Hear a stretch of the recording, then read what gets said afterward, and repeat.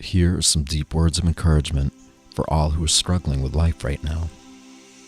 I also made them into a video for those who want a visual representation of what I'm suggesting.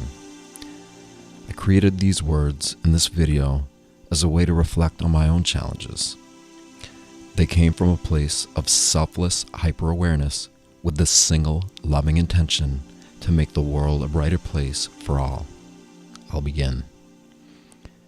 Each and every one of us is brimming with uncharted potential, and yet we're born into an imbalanced world. And instead of developing the light of our potential and fearlessly shining the possibilities that it holds out into the world, most of us end up absorbing the shadows of societal imbalance until we ourselves become dizzyingly out of balance. At some point, we may suspect that we're trapped in something uncontrollable, whether it's a prison of our own mental processes or an imprisoned planet that's randomly subjected to the status quo of society's flow, or maybe by an elite sociopathic ruling class who has no regard for the well-being of anyone or anything on this planet aside from their own agenda. We often feel like we're being exposed to a hurricane of sensory stimuli, with most of its influence affecting us unconsciously, and without our better judgment as to discern what advances our potential or what stifles it. And without knowing it, we've become addicted to absorbing the shadows of societal imbalance. To step out of the shadows of sensory chaos that have been imprinted into our psyche, we must first choose to enter the inner eye of this sensory hurricane. It is there that the potential for temporary calm exists. From the fleeting feeling of centeredness that we find in the eye of the storm, it becomes our task to take a rational self-inquiry of where we're at and assess the parts of our personality that have tilted off the axis of the inner balance that we seek to restore. From there, we discover that our true employment in this world, our most important role, is not to fulfill the jobs that society expects of an obedient workforce. It's also not to fulfill our own self-absorbed ambitions regarding what we think society wants us to do, nor is it what we think we want for ourselves. As difficult as it can be to assume the roles that the world expects from us, the work we're actually here to do is a lot more subtle than what society expects from us. And it's a lot harder, but only at first. The only way that we will ever bring balance into this world is by doing nothing short of persistently, consistently, and deterministically creating balance within the parts of our personality that have become imbalanced. And nobody can do this job for us. We have to do it ourselves.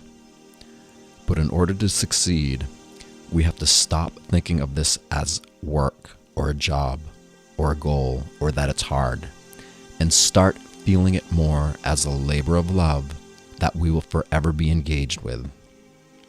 If we resist it, then the challenges will persist.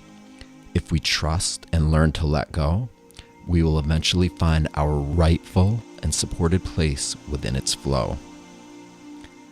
If we want to feel deep, lasting fulfillment, our fundamental mission in this life is to bring balance to the parts of us that have become imbalanced. Here's a few examples. Are you stuck in your head? Then get into your heart. Have you lost your emotional intelligence? Then get grounded into your body and get your body grounded into the earth. Is your body going through disease or dis-ease? Then get to know yourself as soul, the miraculous energy that animates your brain and body. And from there, you're creating conditions that allow your body to begin healing itself, if that's what you choose. If we don't make our potential a priority, then the inner balance that we seek will be as elusive as seeing an animal that is thought to be extinct.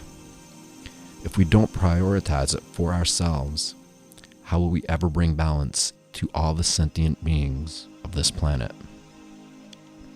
But interestingly, if we do take responsibility for setting this labor of love into motion and intentionally create balance in the parts of our personality that are off-balanced, then the roles that society expects us to fulfill will become much easier for us to do so.